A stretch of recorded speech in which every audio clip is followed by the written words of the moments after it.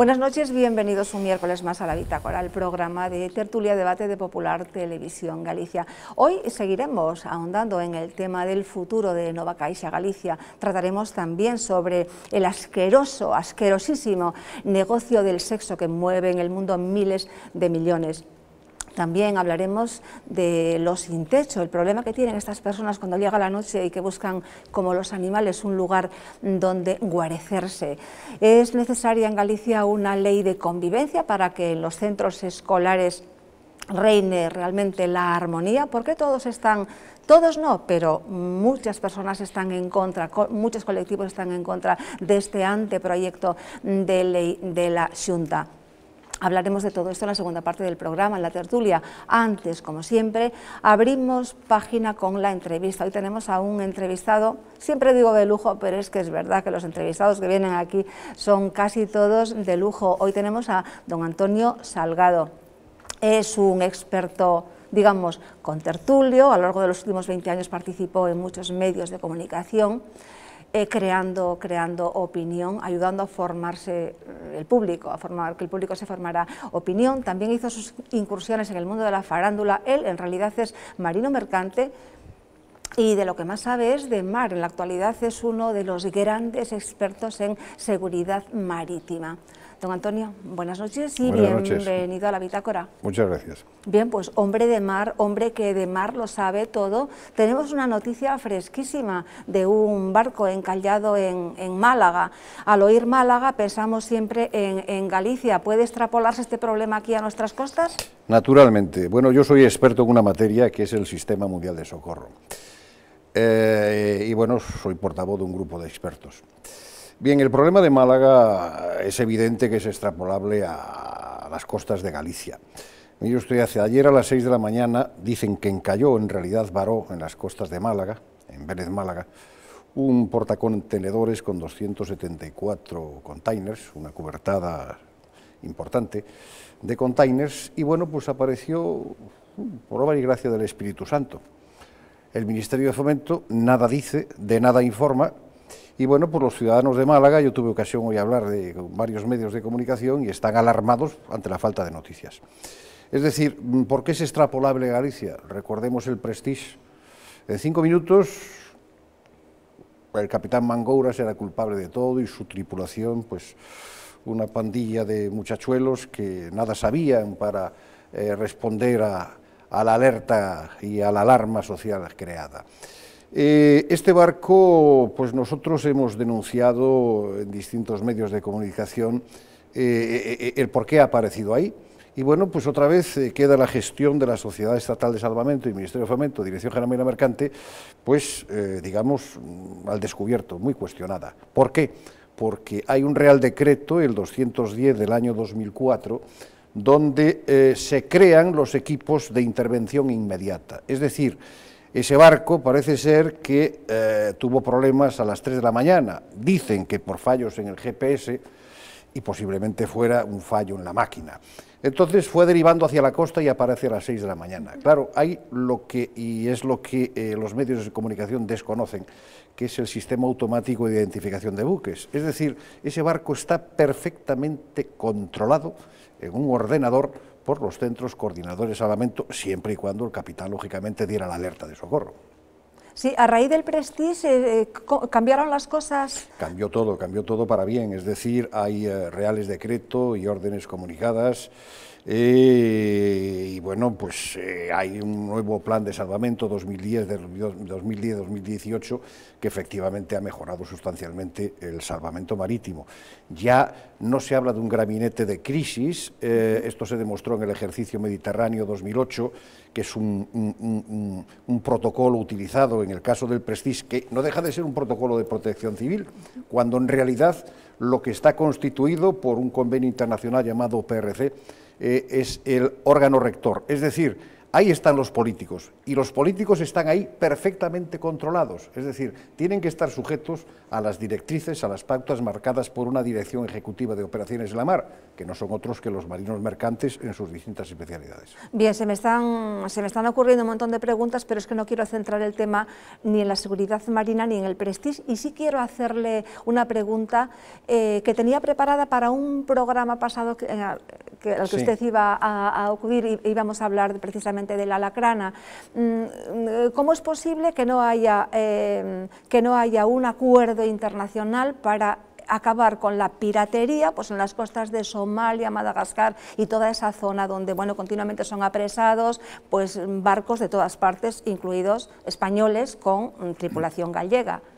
Mire, existe una resolución de la Organización de Naciones Unidas que es muy clara y muy concreta además. Hay que cercar el puerto base de los piratas, cercarlo para las entradas y salidas de los buques nodrizas. Y claro, la opinión pública debe tener muy claro dos conceptos.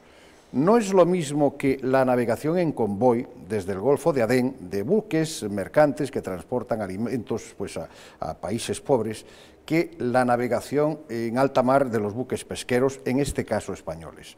Yo lo he dicho, sienta mal, pero es la verdad. Y nosotros, los marinos mercantes, por allá por los años 70, en la guerra del Golfo, pues desembarcaban las tripulaciones con carácter voluntario de los grandes petroleros y embarcaban las llamadas tripulaciones mercenarias, mal llamadas, o sí llamadas, bien llamadas mercenarias, o también, en fin, con un término despectivo, esquiroles. Es decir, ganaban muchísimo más que las tripulaciones convencionales. Entonces, en los buques pesqueros, si están ahí, es que están asumiendo el riesgo. Ellos, sus casas armadoras, las empresas que les pagan y los propios tripulantes. Entonces, los contribuyentes ya estamos un poquito hartos de este engaño que es lo de el apresamiento de nuestros pescadores. Saben el riesgo que corren. Y el pago de rescates. El pago de rescates. Entonces, claro, el comandante de la fragata Canarias, no hace mucho tiempo, denunció que en el caso del pesquero Alacrana, el patrón, escrito está, se saltó el cinturón de seguridad y perdió la comunicación. Es decir, hay unas directrices de la Organización Marítima Internacional que recomiendan a los Estados miembros de la organización, en este caso España, y a través del sistema SAFE-CINET, es decir, de seguridad marítima en todo el mundo, a observar una serie de pautas, de directrices, y lógicamente entramos en la Conferencia Internacional de Radiocomunicaciones Marítimas del 2007. Es decir, cuando un barco da por su sistema o método del Sistema Mundial de Socorro un distress call, una llamada de ataque de piratas, está en riesgo la seguridad de la vida humana en la mar, y de esto jamás se habla. O sea, hay un negocio encubierto que está alterando el orden de las cosas, es decir, está en riesgo la seguridad de la vida humana en la mar, y esto es el problema que hay ahí. Y quiere decir que entiendo que hay un poco de picaresca en cuanto a cuando se saltan realmente el cinturón de seguridad. Naturalmente, eso está denunciado por... porque ellos saben además que son bien tratados, porque no les interesa la vida humana, ni que haya muertos, en este caso, ni heridos, pero sí les interesa el rescate, porque bueno, lo cierto es que en esa costa hay todo un negocio que va extrapolable a Londres con los gabinetes jurídicos y demás. El riesgo está asumido. O sea, esos barcos están ahí, sean españoles o de cualquier otra bandera, como la mozambiqueña, que hay dos pescadores gallegos, y todos aquellos chauvinistas y que alentaban el armamento en los buques pesqueros. Hay también resoluciones de la Organización Marítima Internacional que recomiendan no usar personal armado en los barcos, sean militares o sean personal de seguridad.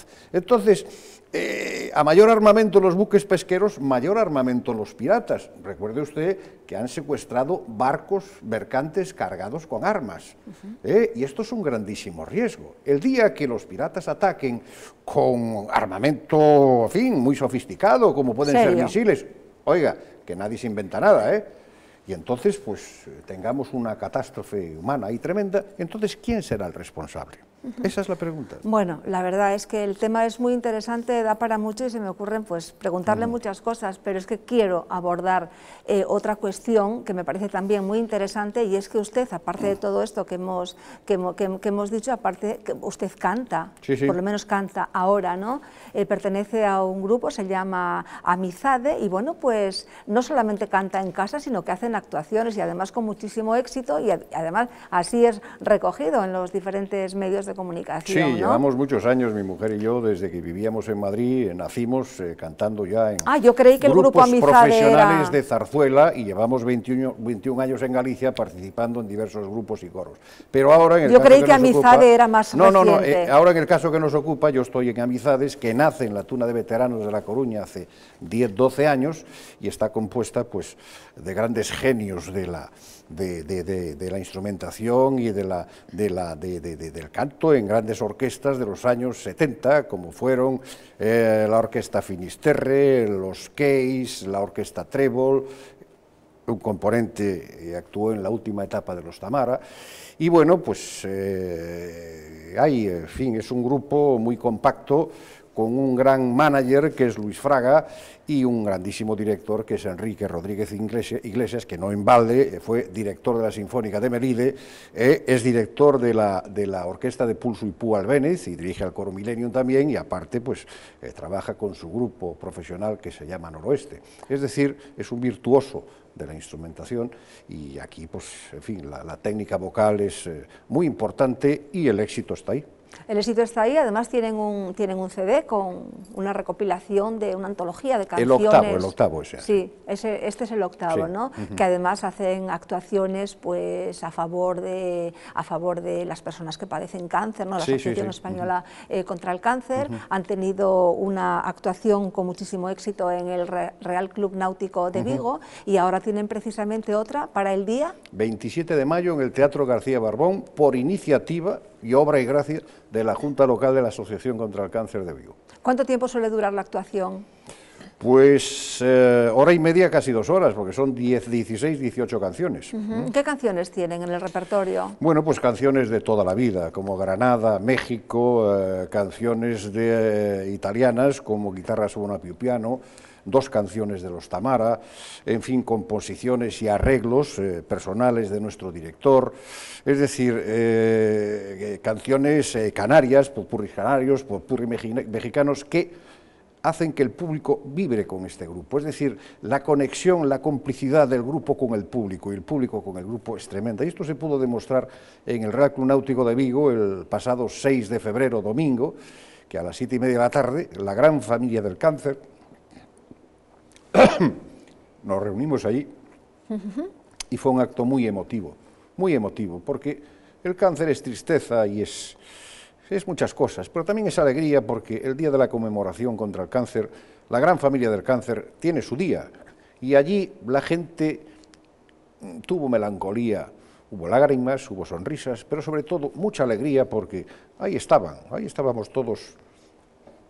Sí, en efecto, efectivamente, qué duda cabe que el cáncer con aquello de juntos venceremos, claro. Eso es lo importante de ese día, y Amizades trabaja pues sin ánimo de lucro, hace 10 conciertos al año para obras sociales, como son cocinas económicas de distintos puntos de Galicia, ahora la Asociación Española contra el Cáncer, Alzheimer, síndrome de Down, Crohn, en fin, el éxito y el lleno es una garantía con el Grupo Amizades. Sí, decía que en efecto que es una tragedia, un cáncer en una familia, ¿no? Es algo que nos toca a todos, quien no ha tenido, quien no tiene, pues en su casa, en su entorno, sus amigos, que efectivamente que es algo negativo, pero que por otra parte es algo que hace que se despierte una humanidad, tanto en la propia persona que lo padece como alrededor, ¿no? Y alrededor, solidaridad, en el entorno. sobre todo, solidaridad. Claro. Mire usted, el cáncer hoy no es un estigma.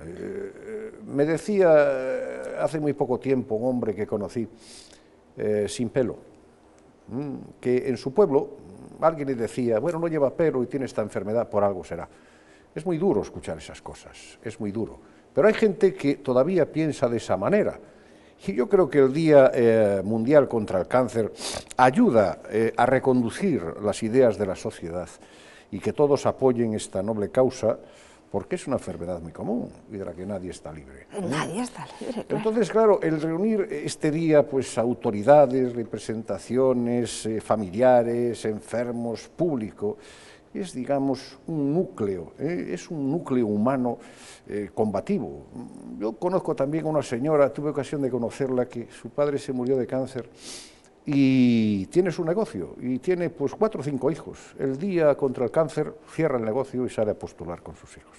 Eso es muy bonito. Muy bonito, sí. Don Antonio, pues hemos llegado ahí al final del tiempo, ya sabe lo que ocurre. Usted precisamente que tuvo un programa, que trabajó mucho en medios, que tuvo su propio programa de televisión, pues bueno, pues sabe que cuando nos dicen por aquí que minuto ya, ¿no? Sí, sí. Pues muchísimas gracias por haber venido a la Bitácora. A ustedes por escucharnos. Y desde luego que quedan estas puertas abiertas para usted para cuando guste. Tendremos un placer grande en tenerle aquí nuevamente. Muchas gracias. Gracias a ustedes por acompañarnos en esta interesante entrevista, con estas interesantes palabras de don Antonio Salgado. Paramos un momento, vemos unas promociones y volvemos con la tertulia. Hasta ahora mismo.